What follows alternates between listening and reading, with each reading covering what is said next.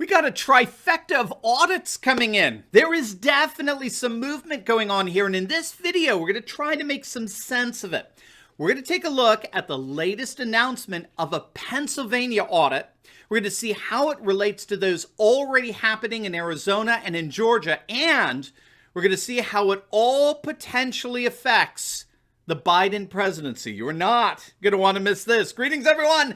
Dr. Steve here with you. Great to be with you as always. We are your daily fake news antidote, as each and every single day we provide patriotic analysis to help you to think better so you can feel better in these crazy and turbulent times. So if you haven't already done so, you know what to do. Make sure to smack that bell and subscribe button. Before we begin, gang, we've got an amazing deal for you from our friends over at Virtual Shield. You're going to love this. Virtual Shield, of course, is a leader in VPNs, or virtual private networks, on your desktop, tablet, or mobile device, which protects you while browsing the internet. And just for this month, the month of July, they're offering 50% off their subscription plan for life. You get half off for the life of your subscription if you sign up in July. It doesn't get better than that. So make July the month you take the plunge and begin protecting yourself online. Click on that link in the description below and sign up for a risk-free 30-day trial to Virtual Shield VPN today. All right, gang, let's dive right in here. Things are heating up in the realm of election audits as the nation continues to wait on the results of the Arizona audit in Maricopa County. A new state is announcing its plans to audit the vote from November. The Philadelphia Inquirer is reporting that State Senator Doug Mastriano has announced his intentions on conducting a full forensic audit of 3 counties in the hotly contested state of Pennsylvania. Senator Mastriano, who's a rising rock star in the Republican Party, has sent official letters to Philadelphia, York, and Tioga counties requiring them to turn over election materials by July 31st. According to the Inquirer, the materials being requested are, quote, sprawling and include ballots, voting machines, vote counting equipment, mail-in ballot envelopes, and mail-in ballot applications. Mastriano said the audit would not be a recount, but a comprehensive forensic investigation in which ballots would be analyzed to see whether they were filled in by a human, voting machines examined, and signatures scrutinized. Doug told Steve Bannon that part of the audit would be studying the type of paper that was used for the ballots as well, along with a review of the chain of custody protocols necessary for determining the legality of the vote. And he reportedly told John Fredericks on his radio show that if the counties do not provide the materials that Mastriano's requested, he would convene a committee meeting to issue subpoenas that will effectively force the counties to comply. Now, as many of you know, I was with Senator Mastriano in Lancaster recently at one of the Lancaster Patriots meetings, which are just so awesome. Gang, if you are in or near the Lancaster area, you will definitely want to get hooked up with them. They're incredible. But when I was with him, he said that what he was planning on doing at that time was that he thought was the most fair thing to do was conduct audits of a heavily Democrat county as well as a conservative county in order to compare the findings for any possible voting discrepancies. And that's exactly what this letter is doing. Philadelphia County is overwhelmingly left-wing, overwhelmingly Democrat, 80%, while York County and Tioga County are heavily Republican. Tioga is super Republican. About 75% of the population there votes Republican. So if you're looking for a lovely, deep red place to live, there you go. But he had just returned from a trip out to Maricopa County in Arizona, where they're, of course, currently conducting the single biggest and most comprehensive vote audit to date. And while he was quite tight-lipped about what he saw when he came to Lancaster, and the auditors are requiring that everyone needs to be, they're doing everything they can to protect the integrity of the process out in Maricopa County.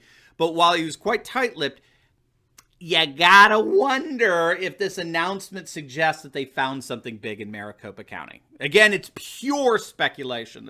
Anything that's getting leaked out of there is at this point, until they at least make the official announcement. But it does make you wonder, because it's not just Pennsylvania senators coming back from Maricopa County intent then on conducting their own forensic audit. Georgia legislators have been doing the same thing. The Georgia legislature has ordered a full forensic audit of Fulton County, where the city of Atlanta is located. Georgia officials previously traveled to Maricopa County to observe the forensic audit taking place there. And just like with Senator Mastriano of Pennsylvania, they came back and insisted on conducting an audit in Fulton County. So what that precisely means, we're going to have to wait to find out. As far as the status of the Maricopa County audit, officials are saying that the process will have to go on for another couple of weeks. They actually had to vacate the Coliseum where they were conducting the audit because their lease ended up running out. But they are continuing to wrap things up, so we're going to have to see on that one. Apparently, they're going to announce their findings officially to the state Senate in Arizona, and then the Republican-led Senate will have to decide how they want to go from there. Now, you probably heard that one fascinating development to come out of all this is the announcement that officials plan to replace all of the voting machines that were turned over to the audit in Maricopa County. So any concerns over the machines will hopefully be assuaged as a result of that. We'll certainly keep our eyes on how things develop there. But what interests me in all of this is the kind of momentum that seems to be growing here. Arizona Republican State Senator Wendy Rogers revealed that upwards of 8 different state delegations have come out to visit and observe the audit in Maricopa County. And that suggests that there really is the possibility that we might be seeing what some are calling an avalanche of audits throughout the nation. Obviously, it all hinges on what Maricopa County finds, but in many respects, those findings are becoming even more significant given that Georgia and Pennsylvania have engaged in their audits. We'll see here exactly a trifecta of states that together could, and again, I underline could, dramatically challenge November. We're going to have to see, but there is no question that when we're dealing with such a small margin of victory here, any challenge to that coming from this trifecta of states has the potential of seemingly altering everything. And what we'll need to keep an eye on from here, besides the results of Maricopa County, we need to be looking at how many more states are going to join this trifecta. Will Wisconsin join? Will Michigan join? Both legislatures dominated by Republicans, right? Are they going to join into this? It's going to be very interesting. We'll probably have to wait for the results from Arizona to be officially announced before we know on that. The other thing to watch for is the extent to which these audits contribute to the disillusion of the perceived legitimacy of the Biden presidency. We have to remember that Biden is already underwater in terms of the approval polling. I did a video, you definitely want to check this one out, on an ABC Washington Post poll.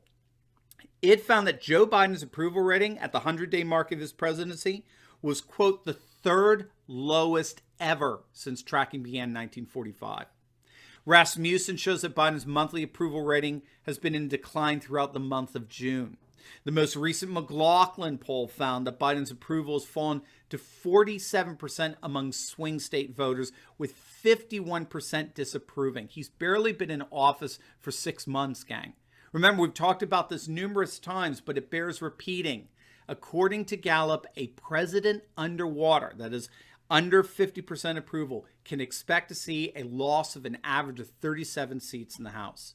So if you want to deep dive into that, you definitely want to check out my video on CNN actually admitting that they're seeing nothing less than a massive 2022 red wave on the horizon there. You're going to love it. But the key here is the extent to which this drip effect of these audits continues to undermine Biden's perceived legitimacy in more and more voters who didn't vote for him in the first place. So when all is said and done, these audits are being conducted in many respects to drive a stake through the political heart of Biden to prevent him from passing his far-left Marxist agenda, particularly in the Senate. And the more Republicans can politically wound him, the weaker the far-left agenda becomes. So that's really, I think, the key here.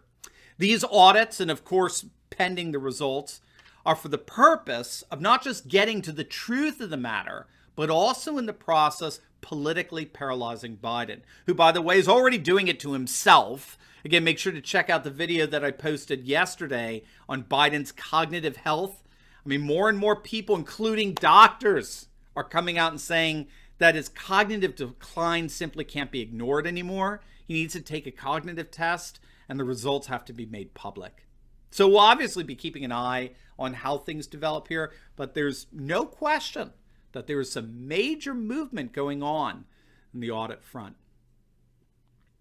Now, before you go, make sure to check out my latest video I just uploaded on the massive tech lash that's happening as President Trump joins 36 states in crushing big tech. You're not going to want to miss it. So make sure to click on the link, and I'll see you over there. God bless.